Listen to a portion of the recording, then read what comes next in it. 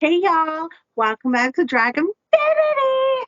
And today I'm going to teach you how to effectively revise for AQA A Level Psychology. So let's get started. So one introduction. So let's go for introduction.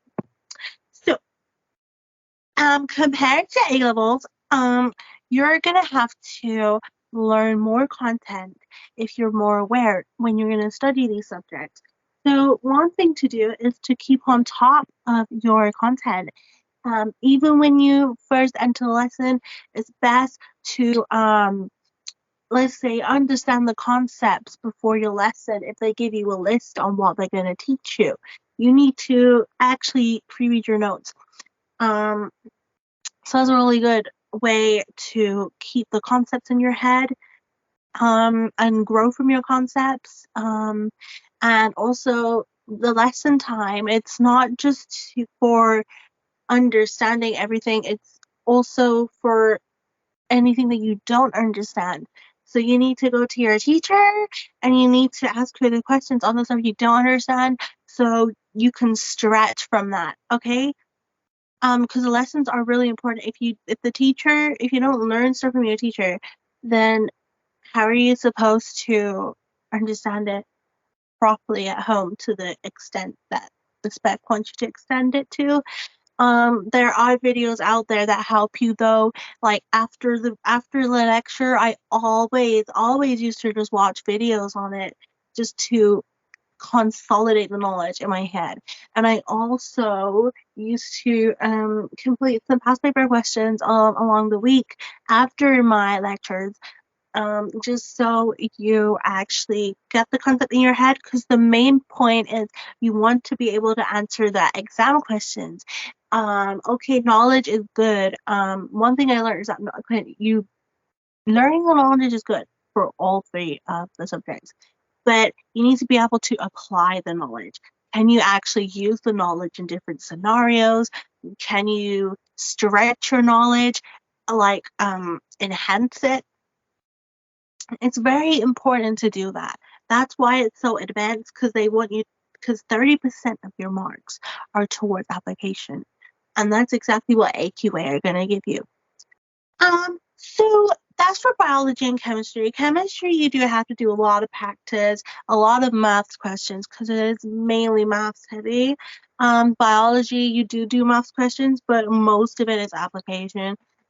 You do have like, oh, write out what this means, write out what this is. That's nice and easy questions, but it's just data analysis. You need to know that. You need to know how to interpret data. You need to know how to evaluate it. You need to know how to conclude from the data that's given. So it's quite a lot. And you also need to understand what the scientific method is, because some people don't understand those foundations. You need to understand why they're doing this.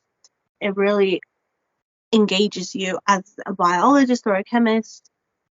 You need to learn it. So, yeah, to sum up that first point, that long-winded point, you need to make sure you have a deep understanding and you apply your knowledge onto exam paper questions. Okay, that's your main point. So, the second point, for things like psychology, you do need to do some additional research. So that's because you want to implement it in your 16 markers, because you will get 16 markers in your 13.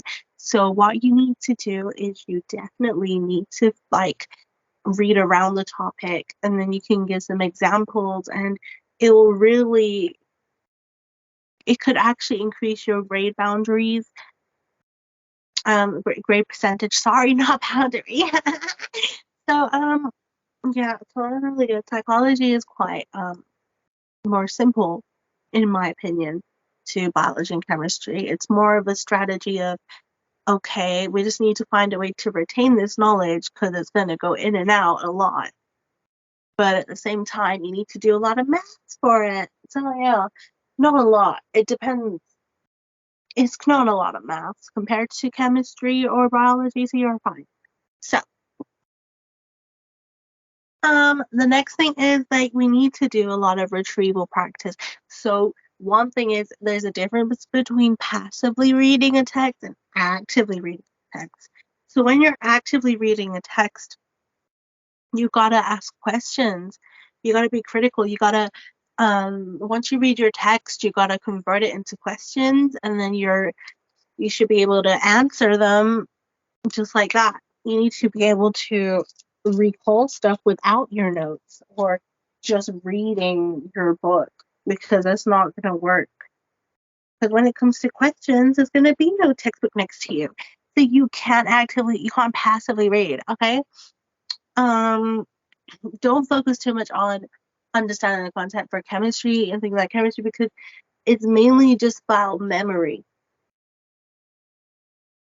Um, yeah, so it's just about memory and knowing the difference between the different topics.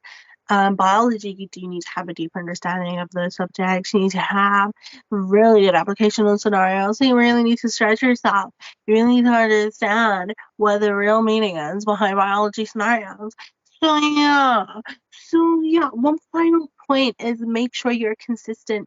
Lay out a good time management plan. When you lay out a good time management plan, you'll be able to organize yourself. You won't miss out on anything that you haven't done. And you also got to use spaced repetition. So you can write your notes one day, remember that, and then 3 days later you can look back at it. Then a week later you look back at it again, and it kind of sticks in your head slowly over time throughout the 2 years, and that's what you should be doing.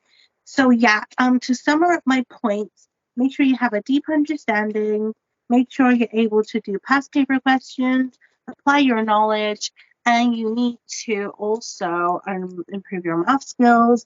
So test yourself, not